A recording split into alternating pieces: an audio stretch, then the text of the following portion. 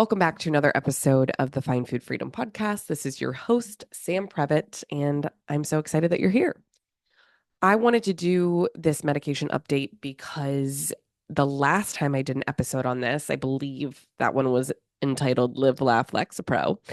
Um, we had so many hits on it, and I had hundreds and hundreds and hundreds of DMs of people sharing their medication journeys with me, asking questions about it, thanking me for just talking about it.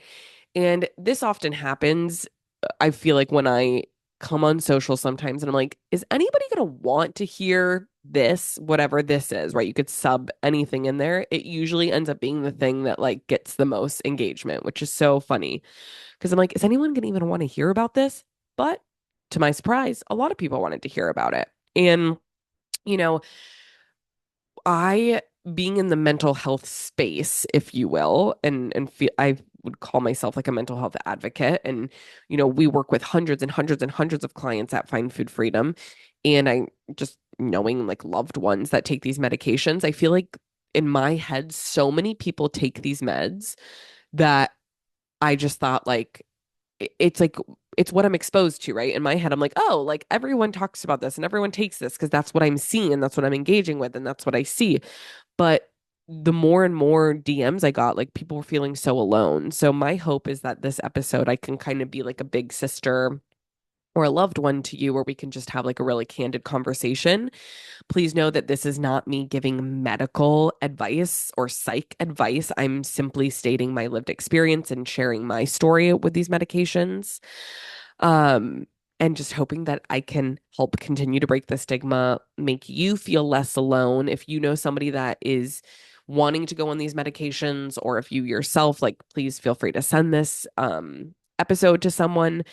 And, we, like I said, with all of our clients that we support at Find Food Freedom, we see this is so common that people are taking these medications. So, especially in the eating disorder field and people struggling with disordered eating and all of those and body image and all of those things.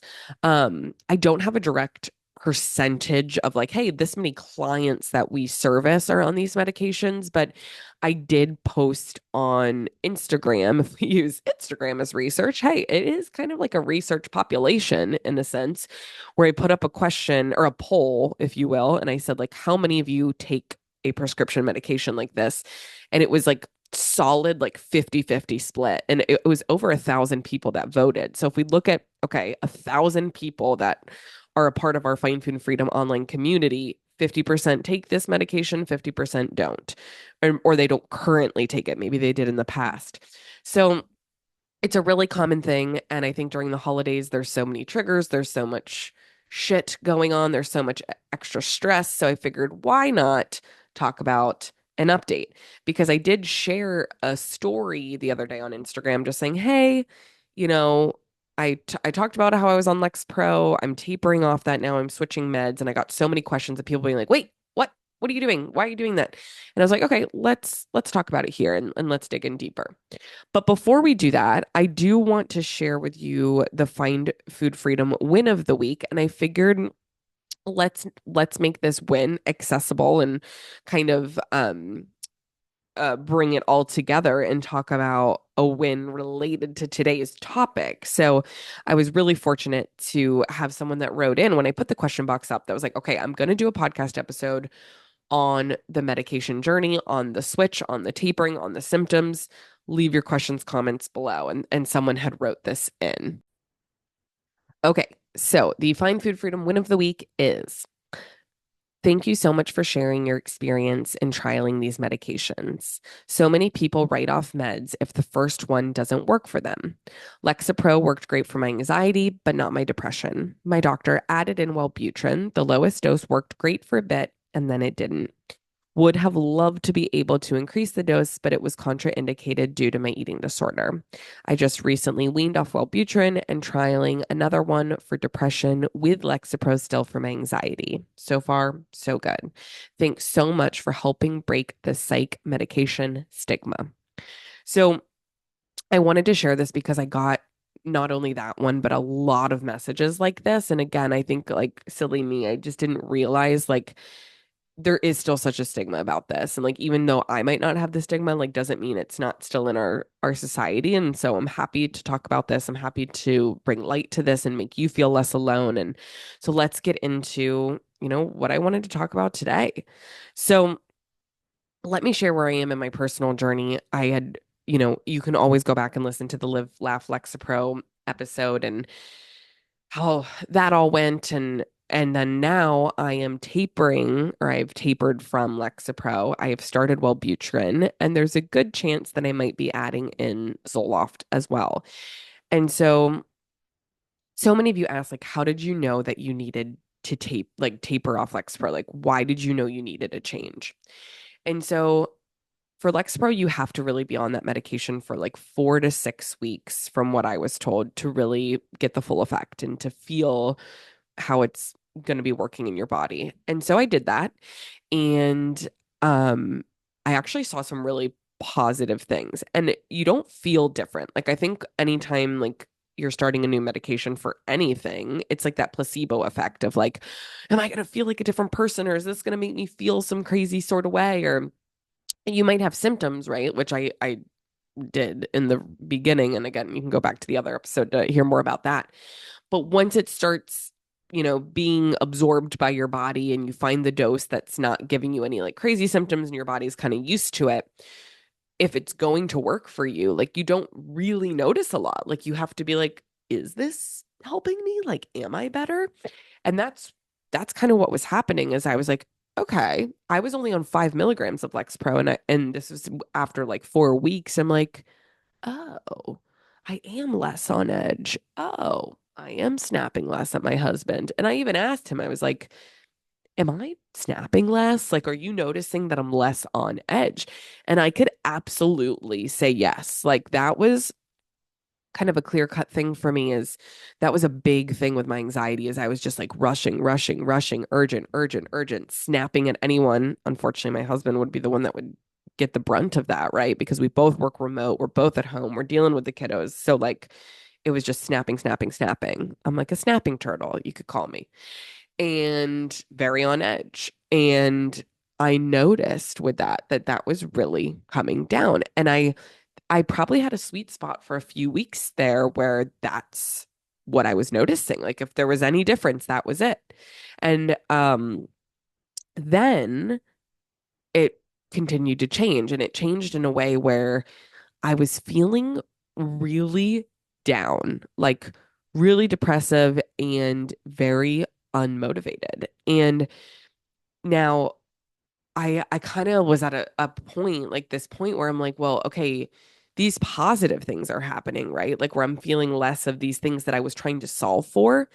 But now I'm feeling like it wasn't even, it was a mix of unmotivated and depressive, but also like very forgetful. Like, I feel like I would walk into a room and just like look around and be like, what am I doing? And that it just felt kind of like out of body. It was really strange. And so at this point, and I'd shared more about this on the other episode, the Live Laugh Lex Pro one a few weeks ago, but I had been originally prescribed this medication through my OBGYN before I was discharged from the hospital when I had my second baby. And they just kind of like wrote the Lexapro script. They didn't really ask me like which med I needed. And again, that's not like an OBGYN's scope necessarily. I was still thankful that they wrote the script. I felt supported. I felt like great about that. But also, there was this like weird middle ground where like I wasn't established with a um like a psych doctor or an NP or anyone to kind of like help me. So then once I was experiencing these negative symptoms, I was like, what do I do? So I just found myself on Google being like, okay, who do I go to? So I found a psych NP locally who specializes in these medications. Of course, there's doctors as well, but I couldn't get in with the doctor, and the NP was fabulous. And now I'm established with her.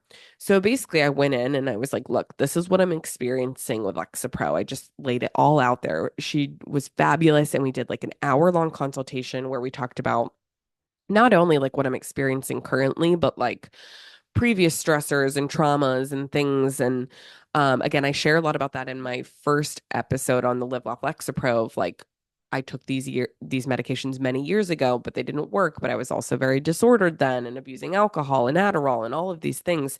So we talked about a lot of things. She really listened to me and she listened to my symptoms and she knows the medications better than anyone. So she was like, "Okay, based on what you're telling me, with this, but not only are you experiencing these anxiety symptoms, but you also have ADHD and you're feeling these really depressive, like down patterns. I think Wellbutrin would be a great option for you because it's not a stimulant. Because to be honest with you, I'm not interested in stimulants. And that doesn't mean that they're not great medications and they're very, very helpful for so many people.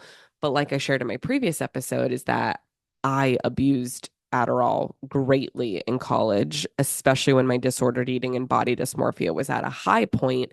So, stimulants, you have to be very, very careful because once you take them, it suppresses your appetite greatly. And that was something I just wanted no part in. It also just really changed my personality. Again, I was at such a different point in my life where I was disordered and had all these things going on, but I just didn't even want to go back there. I felt like if I took a stimulant, it would kind of pendulum swing me back there. So that was something I kind of told her, like, hard and no, don't want to deal with that.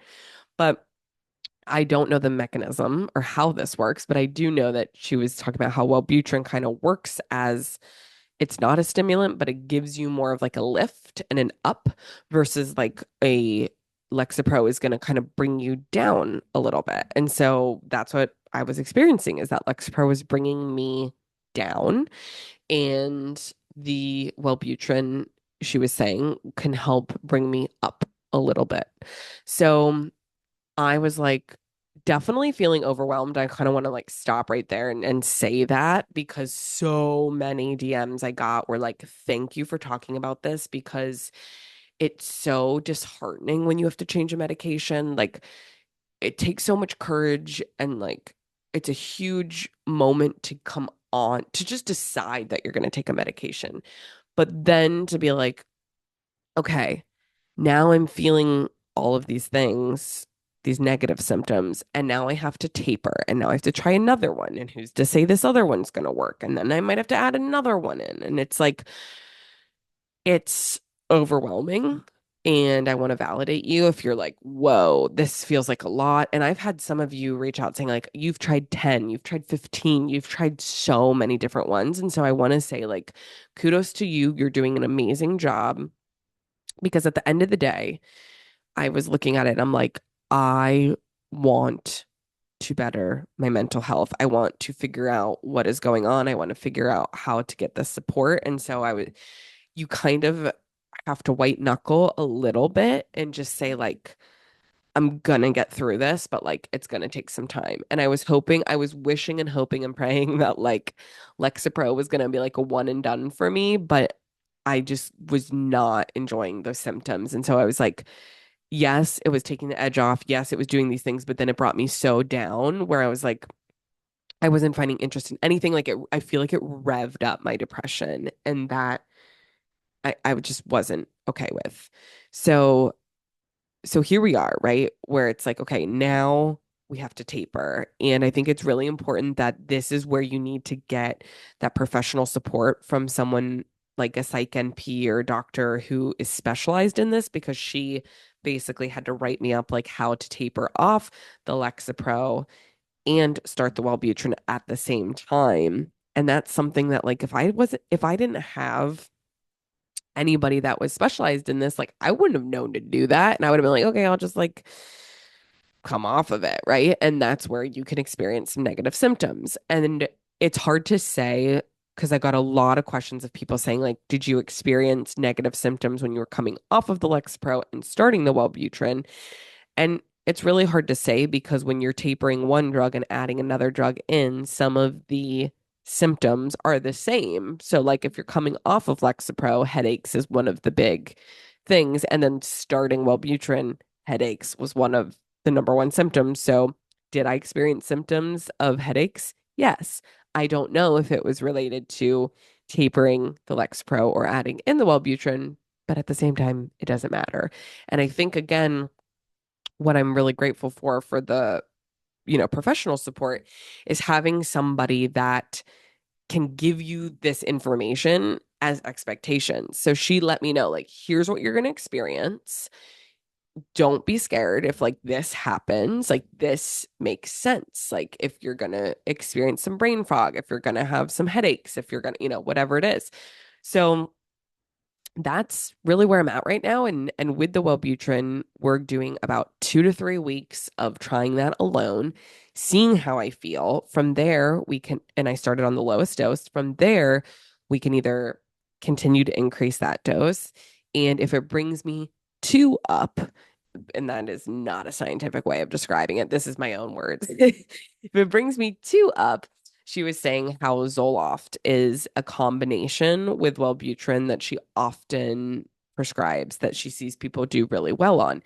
And I thought it was really interesting that, again, not to take medical advice from Instagram whatsoever, but like I said, hundreds and hundreds of you have shared your own personal experiences with me, which has been so amazing. So thank you for that. But the amount of people that I've seen that have, when they saw that I was taking Wellbutrin, they wrote right back and were like, I'm taking Wellbutrin and Zoloft, and it's been like a miracle combination for me. So I thought that was really interesting. Something else that the nurse NP had also talked about with me is that she said Zoloft was like the number one medication that is usually prescribed for postpartum depression. So I thought it was interesting to me that that one wasn't offered originally. Like Lexapro was given to me over Zoloft because a lot of you have a lot of new moms and moms that follow and parents that follow our account. And a lot of people have mentioned that to me as well, that they were prescribed Zoloft from the get-go when they were being treated for specifically postpartum depression. So this has been just such an enlightening journey. And like, do I wish this on anybody? No. But I do try to look at every lived experience that I go through and say, like, how can this help me in life and with my professional experience? And I think of like my infertility journey, like when it comes to IVF and all like the frozen embryo transfers and all of that, like I do not wish that on my worst enemy. And I am also forever grateful for that experience because it helps me tap into the infertility community and support them even more when it comes to relationship with food and body, right? It helps me understand them at such like a deeper level. When I say them, like anybody experiencing infertility, right? And so then I think about the same thing when it comes to these meds. Like I told you, 50% of our online community is taking these medications. I have always been aware of them. Being a medical professional, we learn about them. We learn how they can, especially in my field, like affect your appetite, right? When it comes to stimulants or whatever it may be. But now having the lived experience of figuring out which medication is correct for me and how it's affected my mood, how it's affected my hunger, how it's affected my appetite, that has been a really humbling experience. And I am very grateful for it to be able to pair it with my professional experience and better serve our community. Because again, these medications are so common. So, any way that I can continue to help people, that's my jam. That's my jam. So many of you wrote in, like I said, I have hundreds and hundreds of responses here, but some things I wanted to kind of just call out. I don't want to say it's going to be a rapid fire, but there's definitely things I wanted to highlight on here that I thought were important and that everyone could benefit from. So someone said, seeing a psych NP has changed my life. And I don't know if I can say it's changed my life yet, but I highly recommend it because I felt really lost. I felt like I was flailing, even meeting with my primary care physician. Like she originally was helping me with the Lexapro after the OBGYN had wrote the script. But she even said, she's like, this is not my specialty. And so like finding someone who's specialized and like I think about that for my own practice, right? Like you can go see a dietitian anywhere. But if you're trying to heal your relationship with food and body image, seeing a dietitian who is a bariatric dietitian or someone who specializes in intentional weight loss is not going to benefit you. It's actually going to harm you. And so in my head, I'm like, oh, I just need to see like my doctor, right? My primary care physician. It's like she, sure, she can write a script, but she's not specialized in this. And so I'm taking my own advice there, or I've tried to, right? Of like finding the specialization of the professional that can support you best. That is what I would suggest. And a lot of you wrote like once you started seeing someone specialized that could help you with your medications and your protocols, like you really saw a lot of positive benefits from that. Um, I can't, like I said, give you medical advice on how to taper, but I can say that while working with a professional, she was able to do that with me. And it's going to look different for everyone depending on what dose you're on, what medication you're on. I learned so much about the medications, about how they're dosed so differently. Like Lexapro, for example, I was on the lowest dose, which was 5 milligrams, but Wellbutrin, the lowest dose is 150 milligrams. So when she originally wrote the script for 150 milligrams, she saw my eyes like get real big. And I was like, whoa, whoa, whoa. Like, are you sure? And she was like, no, no, no. Like, I don't know why. She's like, I don't know why the scientist chose to do that, but like, that is the lowest dose. Like, that is the baby dose.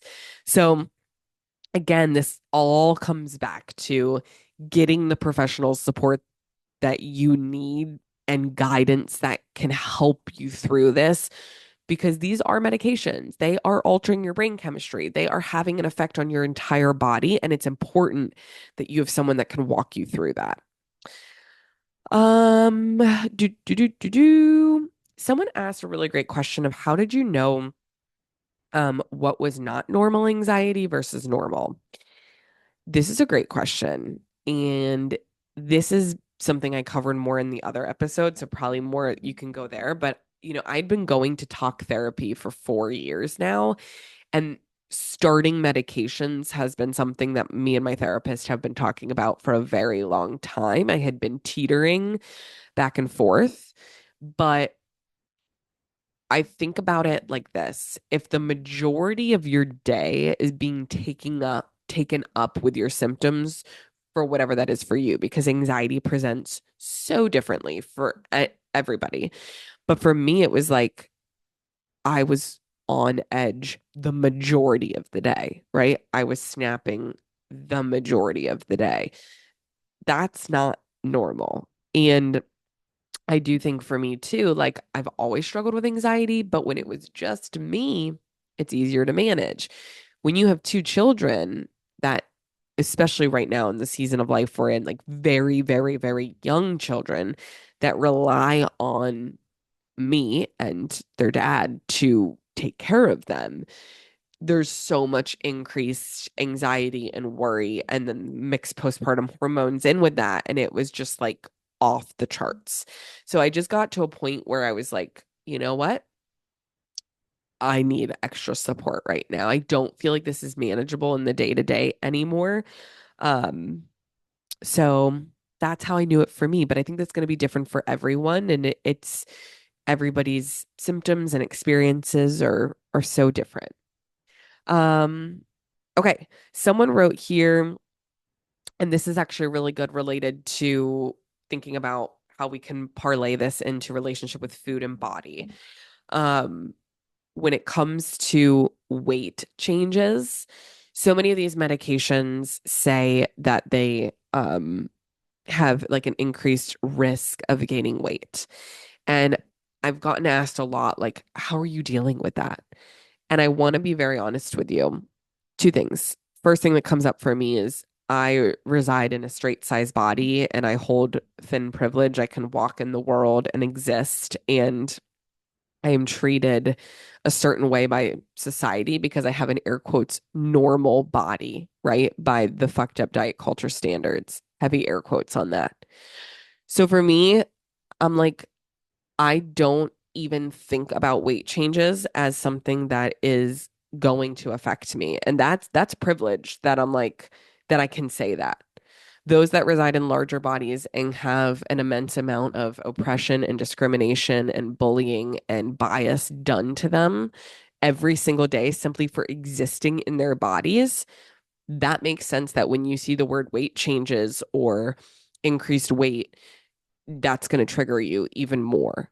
And so for me, I think it was because of the professional, you know, experience that I have and the work that I do. Like if I do gain weight and my mental health also improves, well, then I didn't just gain weight, I gained a better life and a better reality. So to me, I don't think of weight gain as a negative.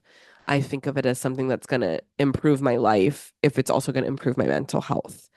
And please know that it comes with immense privilege to be able to say that because others that, like I said, reside in a larger body, if they already have discrimination done to them in their head, they're going to be thinking, well, why would I want to gain more weight if my weight is causing me distress or discomfort physically, emotionally, or mentally?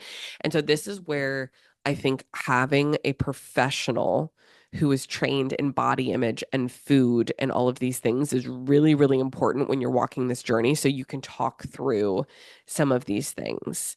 Um, so yeah, that was a big one for me that I wanted to address. And then also I've gotten a lot of questions on hunger and how some of these medications have made people really, really hungry or the opposite if they were on a stimulant specifically. But even with Wellbutrin, I've seen that as well as people saying that it has decreased their appetite.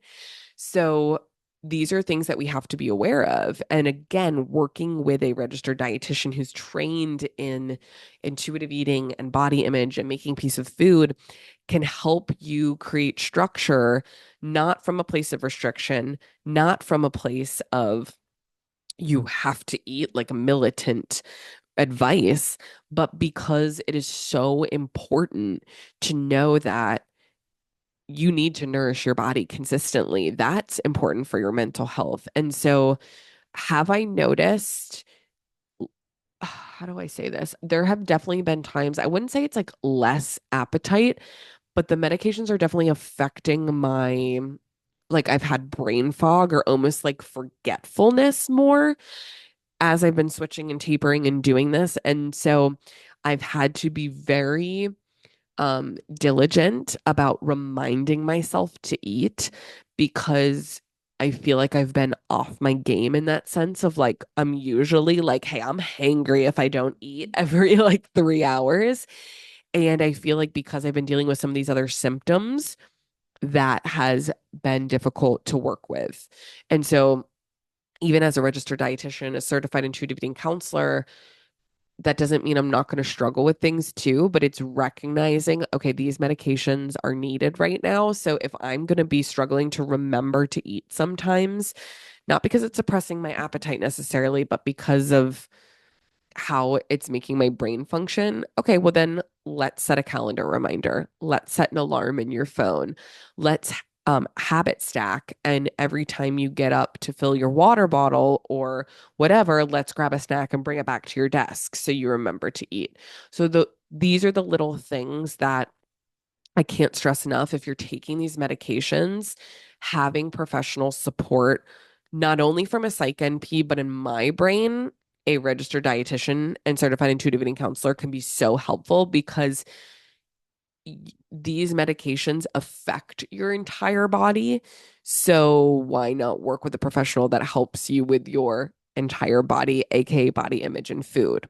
So I would love to invite you to get support from our team at Find Food Freedom. And if not our team, we are always happy to refer out if you're looking for a different fit of a different type of provider. But you can click the link in the show notes below. You can also go to Instagram, you can go to TikTok, you can go to anywhere on the interwebs, but the link is bit.ly/FFF insurance. That's bit.ly/FFF insurance. Click the link in the show notes, go to Instagram, go to TikTok. This link is going to help you check your insurance benefits. We accept health insurance. We are licensed in 20 different states. We have 15 different providers that are incredible that can help you, whether you're taking these medications or not. The chances are, though, if you're listening to this podcast, you either take these meds or you're thinking about taking the meds, or you're listening because you have a friend or family member or loved one who takes the meds. So I I don't think there's such thing as too much support. I think when it comes to our relationship with food and body, it's important to realize that your relationship with your body is the longest relationship that you're going to be in. So why not take care of it and get that support? And when it comes to eating, we have to eat multiple times every single day. And so if you're struggling to get yourself fed, if you're struggling to respect your hunger and fullness cues, if you're finding that you're a very big emotional eater and really driven by emotion to cope and you're not feeling pleasant, these are all signs that our team would be an incredible support system for you. And you may very well have insurance benefits and not know about it. The majority of people that we work with and support one on one have benefits and had no idea. So that link I shared earlier, we do the benefit check for you. You just type in your insurance, the state that you're in. It's super, super simple. And if we accept your insurance, you will be able to book with a provider literally right now. Like, it lets you book your appointment. So it couldn't be more simple. We try to make it simple, easy, um, and we're just so grateful that we can support so many more people because we're taking insurance. So as we wrap today's episode, I always like to think about, like, okay, if people are walking away from this episode, what do I want them to remember? I want you to remember it's okay to take the medications. It's okay if the medications don't work. It's okay if you need to change the medications.